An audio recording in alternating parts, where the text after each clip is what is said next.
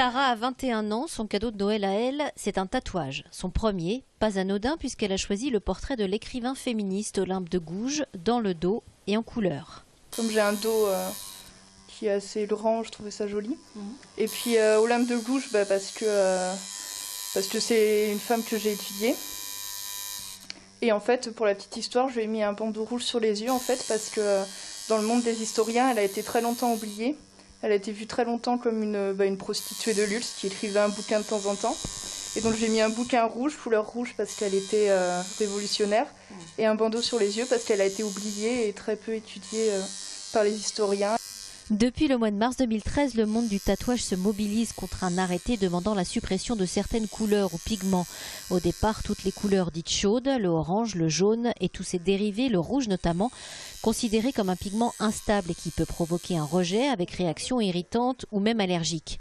Cependant, en 15 ans de pratique, ce tatoueur a noté 6 cas de rejet et rappelle les règles d'hygiène de base avant le tatouage, une peau bien propre et après la séance. Il y a une semaine de soins à faire sur son tatouage parce que ça reste toute une plaie, donc il y a des pommades à mettre sur ce tatouage, à passer pendant une semaine, 3-4 fois par jour, se doucher normalement avec un savon pH neutre.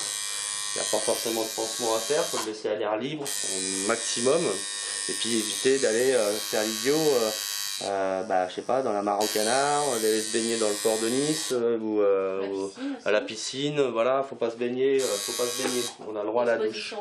L'exposition au soleil, ça c'est vraiment proscrit parce que ça, s'il y a un ennemi, c'est bien les UV.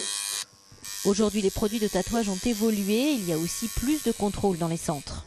Maintenant, on est obligé d'avoir des pigments avec une norme CE, avec une date d'expiration, avec un numéro de lot, de manière à ce qu'il y ait une transparence. En cas de souci, comme c'est déjà arrivé dans certains lots, de pouvoir les retirer très rapidement. Donc nous, le principe de précaution en tant que professionnel, on le fait, on le pratique depuis déjà très très longtemps en fait, quoi. C'est pas nouveau.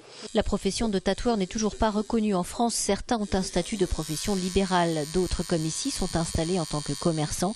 Une reconnaissance que les tatoueurs demandent depuis plusieurs années pour se différencier des scratchers, les travailleurs clandestins, qui tatouent chez eux, bien souvent dans des conditions d'hygiène douteuses et sans aucun contrôle, contrairement aux professionnels qui ont pignon sur rue. On est obligé d'avoir une formation en hygiène, sur les risques bactériologiques et infectieux, qui est de l'ordre de 21 heures, et pour avoir le droit de tatouer sur le sol français. C'est obligatoire. Si on n'a pas ça, on ne peut pas tatouer sur le sol français. Et à la suite de cette formation, on est obligé aussi de se déclarer à la préfecture ou auprès de l'ARS, selon les régions. Donc on est fiché, on sait, on a notre pratique, et à côté de ça, on a aussi des abonnements, on va dire, avec des sociétés de ramassage de déchets qui sont spécifiques, tandis que ces gens qui sont chez eux, à mon avis, pour la plupart, mettent leur poubelle dans la poubelle de monsieur et madame tout le monde. Pour s'assurer du sérieux d'un tatoueur hygiène et sécurité, n'hésitez pas à passer la porte des différents salons à Toulouse, il en existe une douzaine. Vous pouvez également exiger de voir la fameuse attestation de formation. Consultez aussi le site du SNAT, le syndicat national des artistes tatoueurs, sur lequel sont listés tous les professionnels. Assurez-vous enfin que le tatoueur utilise du matériel à usage unique. Un tatoueur qui a pignon sur rue, c'est déjà une première garantie. En attendant que le rouge soit ou non interdit dans les centres de tatouage, le SNAT indique qu'à ce jour, aucun cas de cancer dû au tatouage n'a été démontré. Une fiche d'information client du ministère de la Santé vis-à-vis du tatouage est en ligne sur le site du syndicat national des artistes tatoueurs.